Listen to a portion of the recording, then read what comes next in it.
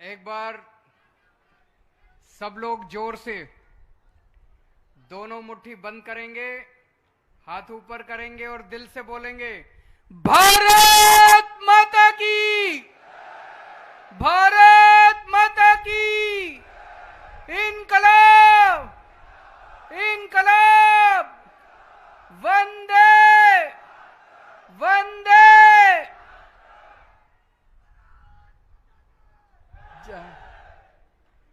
केम छो? मजामा? बहुत अच्छे। सबसे पहले महाराजा कृष्ण कुमार जी को मैं नमन करता हूं।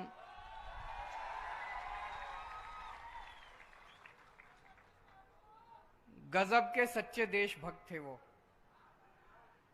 जब सरदार पटेल 1947 में देश आजाद होने के बाद पूरे देश को एक करने के लिए एक राजा के पास गए कि आप भारत में जुड़ जाइए, भारत में जुड़ जाइए, तब सबसे पहले अपनी रियासत को भारत के साथ जोड़ने वाले महाराजा कृष्ण कुमार थे। मैं उनको पूरे दिल से नमन करता हूं और आप लोगों से पूछना चाहता हूं, कितने लोगों को लगता है कि महाराजा कृष्ण कुमार को भारत रत्न मिलना चाहिए? तो आज इस सभा से हम लोग केंद्र सरकार से विनती करते हैं हाथ जोड़ के कि इतने बड़े सच्चे देशभक्त को आजादी के 75वें साल में भारत रत्न दिया जाना चाहिए। इससे भारत रत्न का मान बढ़ेगा।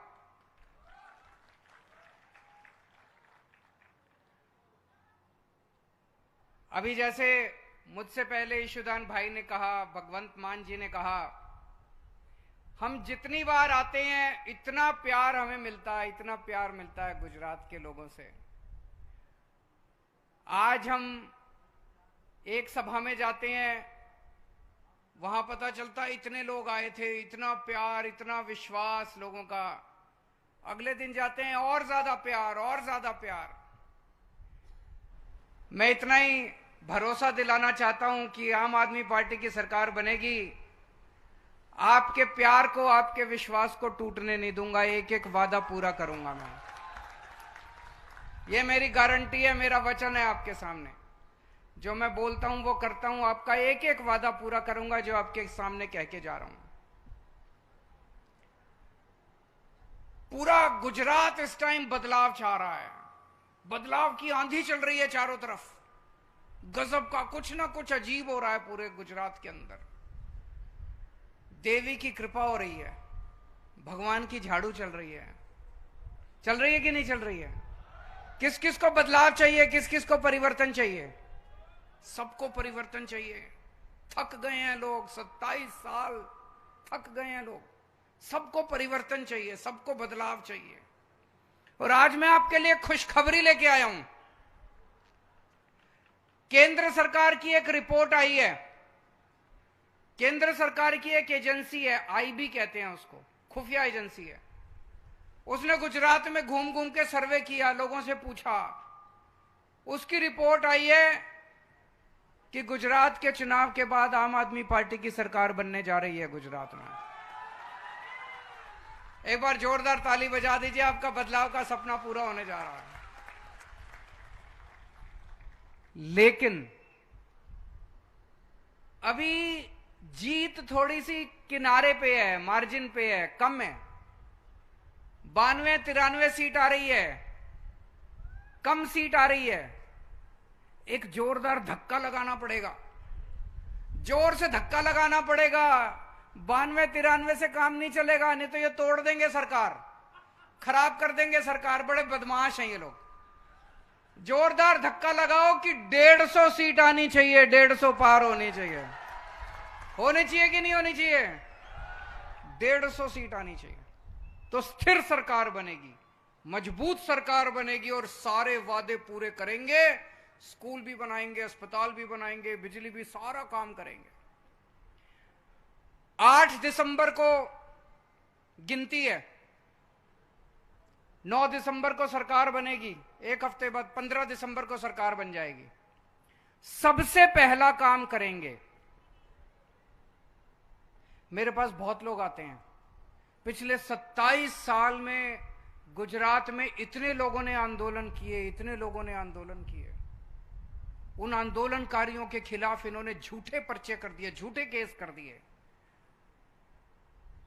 पाटीदार आंदोलन हुआ, बच्चों को, युवाओं को पकड़ पकड़ के झूठे केस बना बना के जेल में डाल दिया, अभी तक बेचारे जेल में सड़ रहे हैं।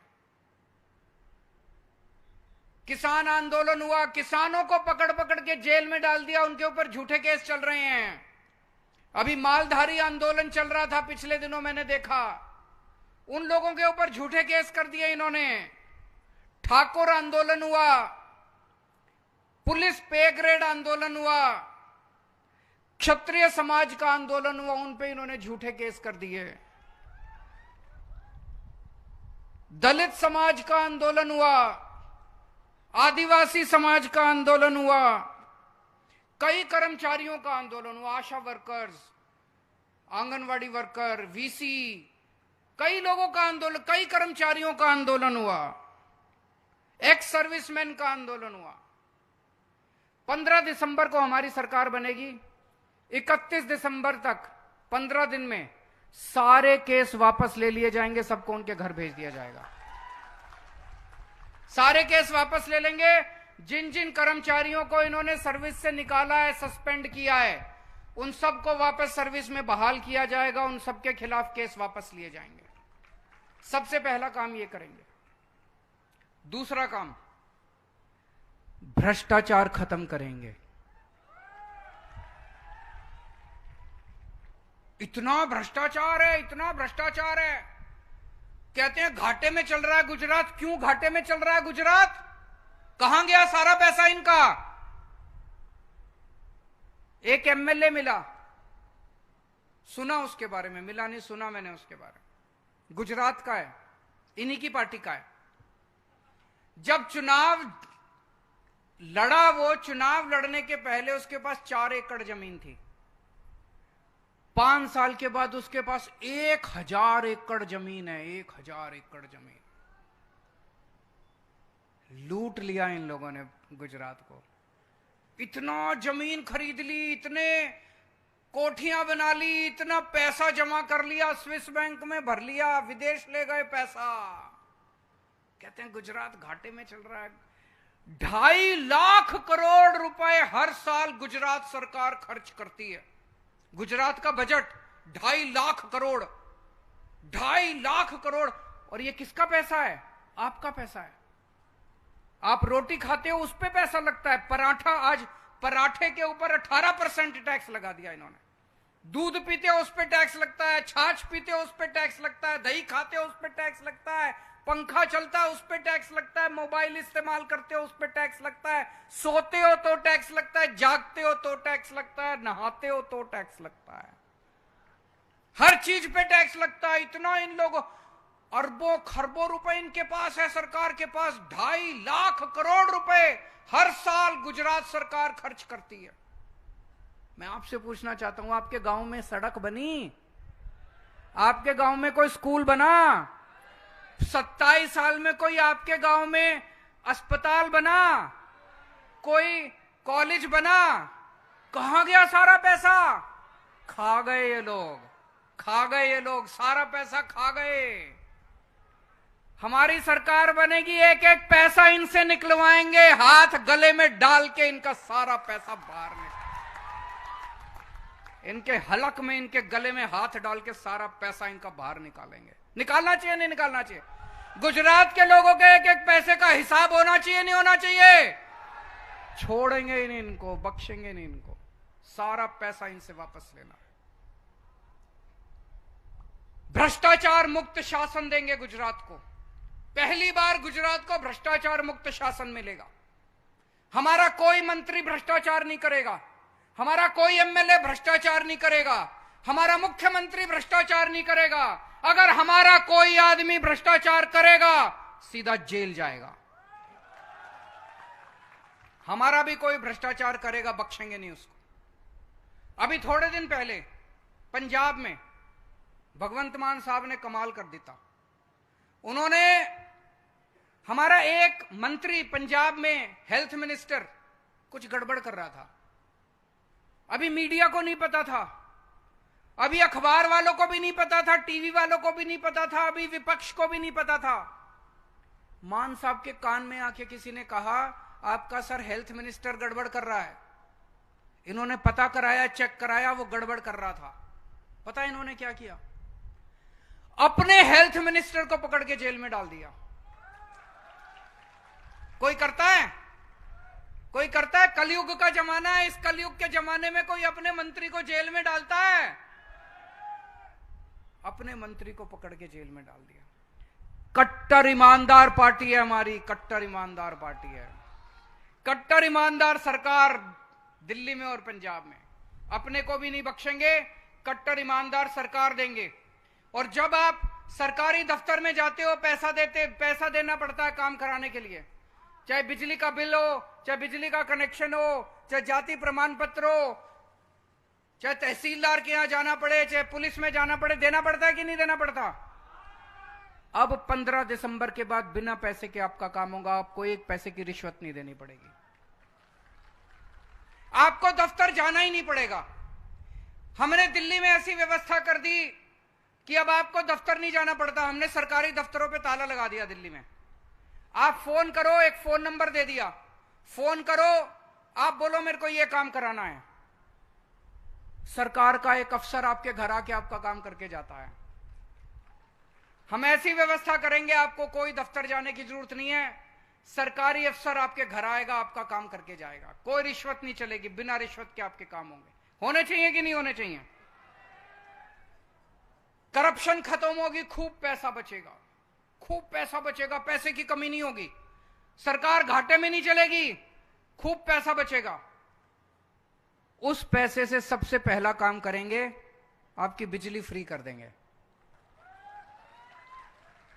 दिल्ली में 0 बिजली का बिल आता है, पंजाब में 0 बिजली का बिल आता है, गुजरात में भी अब बिजली का बिल 0 आया करेगा 1 मार्च से।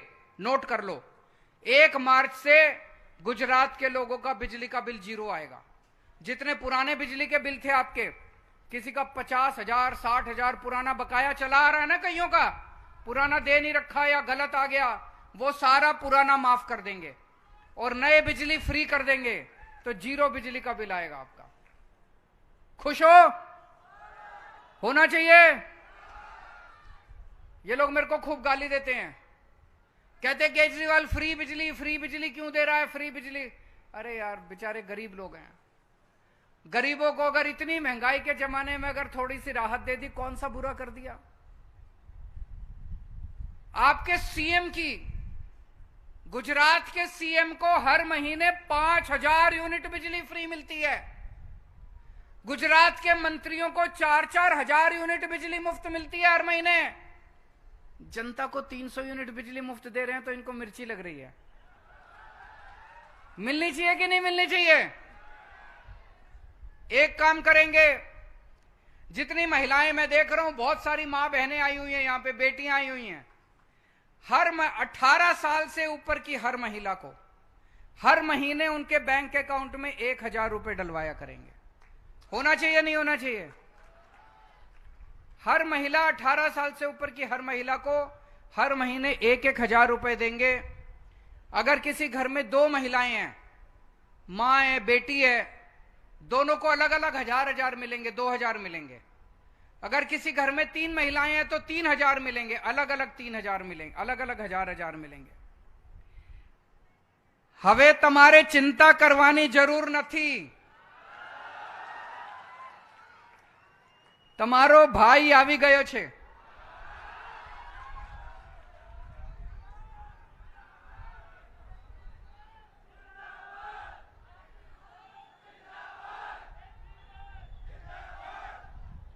दिल्ली में हमने बहुत शानदार स्कूल बना दिए, सरकारी स्कूल, बहुत शानदार स्कूल बना दिए, सरकारी स्कूल। उसमें गरीबों के, अमीरों के बच्चे एक साथ बैठ के पढ़ते हैं।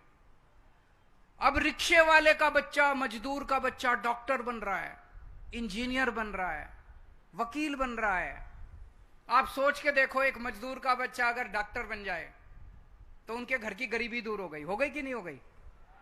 शिक्षा, अच्छी शिक्षा देंगे। जैसे दिल्ली के अंदर हमने शानदार स्कूल बना दिए, पूरे गुजरात के अंदर, पूरे गांव गांव के अंदर शानदार स्कूल बनाएंगे, पूरे गुजरात के अंदर शानदार स्कूल बनाएंगे। दिल्ली के अंदर हमने शानदार अस्पताल बना दिए, शानदार मोहल्ला क्लिनिक बना दिए और पूरा इलाज मुफ्त कर दिया। आपका 10 रुपए का इलाज है वो भी मुफ्त, आपकी दवाइयां मुफ्त, आपके टेस्ट मुफ्त, आपका ऑपरेशन 10 लाख रुपए का, 20 लाख रुपए का, 30 लाख रुपए का भी इलाज होगा, सारा मुफ्त, सारी दवाइयां सरकार से मिलती है। गुजरात के कोने कोने के अंदर हम शानदार अस्पताल बनाएंगे, पूरे गुजरात के अंदर शानदार अस्पताल, खूब अस्पताल बनाएंगे, खूब स्कूल खोलेंगे, मोहल्ला क्लिनिक बनाएंगे। मैंने पूरी प्लानिंग करी है गुजरात की, 20,000 मोहल्ला क्लिनिक बनाने हैं, ढेर सारे अस्पताल बनाने हैं और 6.5 करोड़ गुजराती, एक एक गुजराती का, चाहे अमीर हो चाहे गरीब हो, चाहे इस जात का हो चाहे उस जात का हो, सबका इलाज, पूरा इलाज मुफ्त होगा। भगवान ना करे आपके घर कोई बीमारी हो, लेकिन अगर कोई बीमार हो तो चिंता मत करना, आपकी सरकार आने वाली है, हम आपका ख्याल रखेंगे। मेरे को राजनीति करनी नहीं आती, मेरे को गुंडागर्दी करनी नहीं आती, मेरे को भ्रष्टाचार करना नहीं आता, मेरे को बदमाशी करनी नहीं आती, मैं पढ़ा लिखा आदमी हूं। स्कूल अस्पताल बनाने आते हैं मेरे को, सड़कें बनानी आती हैं। अगर आपको गुंडागर्दी चाहिए उनके पास चले जाना, भ्रष्टाचार चाहिए उनके पास चले जाना, 27 साल हो गए, 5 साल और ऐसे ही निकल जाएंगे। अगर आपको अपने बच्चों के लिए स्कूल बनवाने हैं तो मेरे को वोट दे देना। अगर आपको अपने परिवार के लिए अस्पताल बनवाने हैं, दवाइयां चाहिए, आपको अपने परिवार का इलाज अच्छा कराना है, मेरे पास आ जाना, मैं आपके परिवार का इलाज अच्छा कर दूंगा। अगर आपको सड़कें अच्छी बनवानी है, मेरे पास आ जाना, मैं आपकी सड़कें अच्छी बना दूंगा, वो काम मेरे को आते हैं। अभी अभी केंद्र सरकार का एक सर्वे आया है, केंद्र सरकार ने सर्वे कराया कि सबसे ज्यादा महंगाई कहां है। उसमें पता चला सबसे कम महंगाई दिल्ली में है और सबसे ज्यादा महंगाई गुजरात में है। गुजरात में दिल्ली से दुगनी महंगाई है। मतलब अगर 100 रुपए की कोई चीज दिल्ली में बिकती है तो गुजरात में वो चीज 200 रुपए की बिकती है। दुगनी महंगाई है गुजरात के अंदर। क्यों? क्योंकि गुजरात में इतना भ्रष्टाचार है। आप एक ईमानदार सरकार को वोट दोगे, आम आदमी पार्टी को वोट दोगे, जैसे दिल्ली में सारी चीजें सस्ती कर दी, गुजरात में भी सारी चीजें सस्ती कर देंगे हम लोग। अभी मैं देख रहा था, इनके बड़े बड़े नेता आ रहे हैं आजकल, गुजरात चुनाव का टाइम है, आके कहते हैं 30,000 करोड़ का पैकेज दे दिया। सुना ना आपने? 30,000 करोड़ का पैकेज दे दिया। दोस्तों मेरे पास 30,000 करोड़ नहीं है, मैं आपको पैकेज नहीं दे सकता। मैं ये बता सकता हूं कि जीत गए तो आपके परिवार को हर महीने 30,000 रुपए का फायदा करा दूंगा। मैं आपके बच्चों को मुफ्त शिक्षा दिला दूंगा, अच्छी शिक्षा। आपके घर का, पूरे घर का मुफ्त इलाज करा दूंगा। आपके घर की बिजली मुफ्त कर दूंगा। अगर आपके घर में कोई बेरोजगार बच्चा है, उसके लिए रोजगार का इंतजाम कर दूंगा मैं। जब तक उसको रोजगार नहीं मिलता, 3-3 हजार रुपए महीना हर बेरोजगार को हर महीना देंगे। मैं देख रहा था टीवी में एक इनके बड़े नेता का इंटरव्यू, उससे किसी पत्रकार ने पूछा, गुजरात में इतनी बेरोजगारी क्यों है सर, आप कुछ करते क्यों नहीं? कहता ये रोजगार के लायक नहीं है, ये निकम्मे हैं, इनको कुछ आता नहीं है, ये काबिल नहीं है। मुझे बड़ा गुस्सा आया। हमारे बच्चों को निकम्मा कह रहे हैं, हमारे बच्चों को नाकाबिल कह रहे हैं। दोस्तों इस बार दिखा देना इनको, जब वोट देने के लिए जाओ, जब बटन दबाओ, इनको बता देना इनके बच्चे निकम्मे हैं कि हमारे बच्चे निकम्मे हैं। मैं आपके बच्चों को रोजगार दूंगा, मैं आपके बच्चों के लिए रोजगार का इंतजाम करूंगा। मेरे को आता है, दिल्ली में 12 लाख बच्चों के लिए रोजगार का इंतजाम किया है मैंने 5 साल में। अभी भगवंत मान जी की सरकार बनी है गुजरात में, पंजाब में, 7 महीने के अंदर 20,000 नई सरकारी नौकरियां निकाली हैं भगवंत मान ने। गुजरात में हमने प्लानिंग करी है 10 लाख नई सरकारी नौकरियां निकालेंगे, 10 लाख नई सरकारी नौकरियां। कोई पूछ रहा था कैसे निकालोगे? इतने नए स्कूल बनाएंगे, इतनी भर्तियां होंगी टीचरों की, सफाई के लिए, सिक्योरिटी गार्ड के लिए इतनी नई भर्तियां होंगी, इतने नए अस्पताल बनाएंगे। बहुत प्लानिंग करी है मैंने गुजरात की, इतने नए अस्पताल बनाएंगे, उसमें इतनी भर्तियां होंगी। 10 लाख से बहुत ज्यादा सरकारी नौकरियां निकलेंगी। और मैं अभी थोड़े दिन पहले वडोदरा गया था, वहां मैंने देखा कुछ लड़के, 10-15 लड़के सड़क के किनारे खड़े होकर चिल्ला रहे थे, मोदी मोदी मोदी। मैं उन लड़कों को कहना चाहता हूं, बेटा जिसके नारे लगाने लगाओ, मेरे को कोई चिंता नहीं है, पर तुम्हारे को नौकरी तो मैं ही दूंगा जीतने के बाद। तुम्हारे घर की बिजली भी मैं ही माफ करूंगा। चाहे किसी के नारे लगाओ, मैं ये नहीं कह रहा किसी को वोट दो, चाहे बीजेपी को दो, चाहे कांग्रेस को दो, चाहे आम आदमी पार्टी को दो। सरकार बनने के बाद बिजली तो केजरीवाल ही मुफ्त करेगा, तुम्हारे घर की भी करेंगे, मोदी मोदी नारे लगाने वालों की भी करेंगे। फिर मैंने उनको बुलाया, मैंने कहा क्या मिलता है नारे लगा के मोदी मोदी? 27 साल हो गए, कुछ मिला? क्यों नारे लगा रहे हो? कहता है जी पैसे देते हैं इसलिए लगा रहे हैं, वोट तो आपको ही देंगे।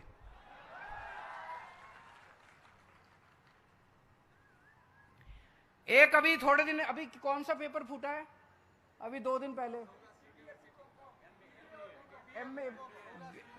अभी एक और पेपर फूट गया 2 दिन पहले।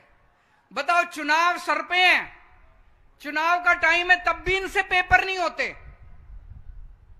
इनकी नीयत इतनी ज्यादा खराब है, इनका पेपर क्यों फूटते हैं? इनके बड़े बड़े नेता शामिल हैं, बड़े बड़े नेता शामिल हैं। दोस्तों, हमारी सरकार बनने के बाद सबसे पहले ये काम करेंगे, 2015 के बाद जितने पेपर फूटे हैं सारों की जांच दोबारा खोलेंगे और इनके जितने बड़े बड़े नेता शामिल है 10 साल के लिए एक एक को जेल भेजेंगे। और जितने पेपर बाकी हैं अभी, 1 साल के अंदर मैंने पूरी प्लानिंग की है। फरवरी के अंदर तलाटी के पेपर कराएंगे, जून तक सब तलाटी की सारी भर्ती खत्म हो जाएगी। टेट के पेपर जून में कराएंगे, टेट के पेपर जून में कराएंगे। पुलिस की जितनी भर्तियां अगले साल अक्टूबर के अंदर होंगी। 1 साल के अंदर सारी भर्तियां पूरी कर देंगे और 1 साल के अंदर सारी नौकरियां कंप्लीट कर देंगे। और अगर कोई पेपर फूटा, अगर हमारा वाले भी होना, उसको बख्शूंगा नहीं मैं, उसको जेल भेजेंगे, 10 साल के लिए उसको जेल भेजेंगे, पेपर नहीं फूटने देंगे एक भी। अभी पंजाब में एक भी पेपर नहीं फूटता, दिल्ली में एक भी पेपर नहीं फूटता, गुजरात में क्यों फूटते हैं? इनकी नीयत खराब है। किसानों को, अभी ईशुदान भाई का मैं सुन रहा था, उन्होंने सारी बातें कही। एक बात और मैं किसानों के बारे में कहना चाहता हूं। किसान 24 घंटे मेहनत करके खून पसीना बहा के अपनी फसलें उगाता है। जब मार्केट में बेचने जाता है तो उसको पूरा दाम नहीं मिलता। सरकार कहती है एमएसपी एमएसपी एमएसपी, इतना एमएसपी, लेकिन उतने में तो कोई खरीदता ही नहीं है माल। मार्केट में जाता है तो उससे बहुत कम में मिलता है, उसको बहुत कम में बेचना पड़ता है। मजबूरी में वो कम पैसे में बेच के आ जाता है। जब उसको पैसा पूरा नहीं मिलता तो वो अपना कर्ज नहीं चुका पाता, कर्ज नहीं चुका पाता तो आत्महत्या कर लेता है। पंजाब के अंदर भगवंत मान जी ने 5 फसलों के ऊपर एमएसपी पे फसलें खरीदनी चालू कर दी। अब पंजाब सरकार खरीदती है फसल। एमएसपी के ऊपर अगर मार्केट में आपको दाम नहीं मिलता, मार्केट में कम है, तो आप पंजाब सरकार को बेच सकते हो। पंजाब सरकार की हर मंडी के अंदर एक काउंटर है, वहां जाके आप अपनी फसल बेच दो। तो पंजाब के अंदर 5 फसलों पे एमएसपी मिलता है, गेहूं, चावल, कपास, नरमा, मूंग दाल। गुजरात में भी 5 फसलों से शुरू करेंगे, गेहूं, चावल, कपास, मूंगफली, चना दाल। यही है ना ईशुदान? इन 5 फसलों पे एमएसपी देंगे। अगर आपको मार्केट में पूरा दाम नहीं मिलता तो आप सरकार को बेचो, सरकार आपकी फसल खरीदेगी, एमएसपी पे खरीदेगी। अगर आपको पूरी फसल का दाम मिलेगा, मेरा कोई किसान भाई उसके बाद आत्महत्या नहीं करेगा। और एक एक करके 5 से शुरू करेंगे, एक एक करके सारी फसलों को एमएसपी पे लेके आएंगे। दोस्तों, अगले साल अयोध्या में राम मंदिर बनके तैयार हो जाएगा। सब लोग इंतजार कर रहे हैं। किस किस को जाना है राम जी के दर्शन करने के लिए? सारे जाना चाहते हैं, लेकिन पैसे नहीं है और पूरा परिवार जाएगा। आना जाना, खाना पीना, रहना, कहां से आएंगे इतने पैसे? दिल्ली में हमने अयोध्या जी के दर्शन कराने चालू कर दिए। लोग जा रहे हैं, स्पेशल ट्रेन जाती है, सरकार सारा पैसा देती है, सारा खर्चा सरकार उठाती है। आना जाना, खाना पीना, सब कुछ सरकार देती है। जब ट्रेन जाती है मैं उन्हें छोड़ने जाता हूं ट्रेन स्टेशन पे, जब ट्रेन आती है मैं उन्हें लेने जाता हूं। इतने खुश होते हैं लोग, इतने खुश होते हैं, इतनी दुआएं देते हैं इतने लोग। गुजरात के अंदर भी हमारी सरकार बनेगी, आपको अयोध्या जी के अंदर राम लल्ला के दर्शन करा के लेके आएंगे। ये इतनी मेरे को गालियां देते हैं, केजरीवाल फ्री क्यों दे रहा है, केजरीवाल फ्री क्यों दे रहा है। मैं आपसे पूछना चाहता हूं, इस देश के अंदर पैदा होने वाले हर बच्चे को अच्छी और फ्री शिक्षा मिलनी चाहिए कि नहीं मिलनी चाहिए? ये राष्ट्र निर्माण का काम है। इससे बड़ा राष्ट्र निर्माण का काम क्या हो सकता है? इस देश में पैदा होने वाले हर आदमी और हर औरत को अच्छा और फ्री इलाज मिलना चाहिए कि नहीं मिलना चाहिए? इस देश में पैदा होने वाले हर व्यक्ति को 300 यूनिट बिजली मुफ्त मिलनी चाहिए, परिवार को मिलनी चाहिए कि नहीं मिलनी चाहिए? नेताओं को मिलती है तो जनता को मिलनी चाहिए नहीं मिलनी चाहिए? ये क्यों मेरे खिलाफ बोलते हैं फ्री की रेवड़ी, केजरीवाल लुटा रहा है? केजरीवाल लुटा नहीं रहा, लुटा तो तुम लोग रहे हो। ये इसलिए बोलते हैं क्योंकि इनको डर लगता है कि अगर केजरीवाल ने स्कूल बनाने चालू कर दिए, अस्पताल बनाने चालू कर दिए, बिजली देनी चालू कर दी, तो इनके लूटने के लिए पैसा नहीं बचेगा। मैं कहता हूं मैं स्कूल बनवाऊंगा, कहते नहीं नहीं स्कूल नहीं बनाने। मैं कहता हूं अस्पताल बनवाऊंगा, कहते नहीं नहीं अस्पताल नहीं बनाने। क्यों भाई? स्कूल और अस्पताल बनाने से तो देश का विकास होता है। ये मेरे को स्कूल नहीं बनाने देते। मैं कहता हूं मैं गुजरात में स्कूल बनाऊंगा, मैं गुजरात में अस्पताल बनाऊंगा, गांव गांव में मोहल्ला क्लिनिक खोलूंगा, लोगों का फ्री में इलाज करूंगा। नहीं नहीं, ये नहीं होना चाहिए, इससे घाटे में चली जाएगी सरकार। ये इसलिए मेरा विरोध करते हैं क्योंकि इनको डर लगता है इनको लूटने के लिए पैसे नहीं बचेंगे। तो कोई भी नेता अगर कहे कि फ्री की रेवड़ी, समझ लेना उस नेता की नीयत खराब है। वो नेता पैसे लूटना चाहता है, उसके अंदर काला है, उसके दिल में काला है। जो नेता कहे फ्री की रेवड़ी, समझ लेना उसका दिल काला है, वो पैसे कमाना चाहता है। दोस्तों, पूरे देश के अंदर अभी बदलाव की आंधी चल रही है। इस बार पलट दो सब कुछ, बदल दो सब कुछ। ये कहते हैं डबल इंजन की सरकार, कहते हैं ना डबल इंजन। इस बार गुजरात को डबल इंजन नहीं चाहिए, नया इंजन चाहिए, नया इंजन चाहिए। ये डबल इंजन पुराना हो गया, 40-50 साल पुराने हैं दोनों इंजन। इस बार नया इंजन, नई पार्टी, नए चेहरे, नया विचार, नई ऊर्जा, नया सवेरा। नई पार्टी को वोट दो, ट्राई करके देखो। एक बार ट्राई करने में तो कुछ नहीं जाता। एक बार ट्राई करके देखो, एक मौका देके देखो। एक मौका मांगने आया हूं। इन लोगों को तुमने 70 साल दे दिए, कांग्रेस को इतने साल दे दिए, 27 साल बीजेपी को। एक मौका केजरीवाल को देके देख लो।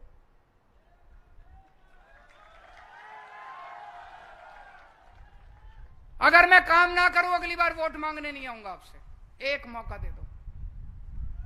और वो जो आईबी की रिपोर्ट आई है, उसमें लिखा है कांग्रेस की 10 से भी कम सीट आ रही है, और ये 10 भी बीजेपी में चले जाएंगे। उसके बाद कांग्रेस को वोट देके अपना वोट बेकार मत करना। बहुत बड़ा बदलाव आ रहा है इस बार। इस बदलाव का हिस्सा बनो। इसको कांग्रेस को वोट देके अपने गांव में सबको बोल देना, गली में सबको बोल देना कांग्रेस को वोट नहीं देना। और यहां भी जितने लोग आए हुए हैं, हमारे पास पैसे नहीं है चुनाव लड़ने के। मैं भी कंगाल आदमी हूं, मेरे बैंक अकाउंट खाली है। 7 साल हो गए दिल्ली चलाते चलाते, दिल्ली का मुख्यमंत्री हूं। अभी तक तो मेरे पास भी 100-200 करोड़ तो हो ही जाने चाहिए थे। मेरा बैंक अकाउंट खाली है। और ये भगवंत मान मेरे से भी बड़ा फक्कड़ है, ईशुदान उससे भी बड़ा फक्कड़ है। हमारे पास पैसा नहीं है, चुनाव आपको लड़ना पड़ेगा। अपने बच्चों के लिए लड़ना पड़ेगा, गुजरात के भविष्य के लिए लड़ना पड़ेगा, सबको मिलके। तो मैं आपको गारंटी दे रहा हूं कि हमारी सरकार बनेगी, हम बिजली मुफ्त करेंगे, हम अच्छे अस्पताल बनाएंगे, अच्छे स्कूल बनाएंगे, हर महिला को 1000-1000 रुपए देंगे, बेरोजगारों को रोजगार देंगे, किसानों को एमएसपी पे फसल देंगे। इतनी सारी गारंटी दे रहा हूं। आपसे 2 गारंटी चाहिए, 2 वचन चाहिए आप लोगों से। पहला, यहां से निकलने के बाद हर आदमी अपना फोन निकालेगा और जितने आपके व्हाट्सएप पे जितने आपके दोस्त यार रिश्तेदार हैं, सबको मैसेज करना है, इस बार बदलाव के लिए मैं आम आदमी पार्टी को दे रहा हूं वोट। मेरे दोस्त, मेरे भाई, तुम भी इस बार आम आदमी पार्टी को वोट देना। ये मैसेज सबको भेज दो। करोगे? जो जो करेगा हाथ खड़े करो। यहां से निकलने के बाद वचन दो, वचन देते हो, गारंटी देते हो। यहां से निकलने के बाद व्हाट्सएप कर देना अपने सारे दोस्तों को, रिश्तेदारों को, कि भाई इस बार मैं तो आम आदमी पार्टी को वोट दे रहा हूं, मेरी हाथ जोड़ के विनती है तू भी इस बार बदलाव के लिए आम आदमी पार्टी को वोट दे। दूसरा वचन, अपनी गली में जाओगे, मोहल्ले में जाओगे, गांव में जाओगे, घर घर जाके हर आदमी को 100-100 वोट आम आदमी पार्टी के लिए तैयार करने हैं।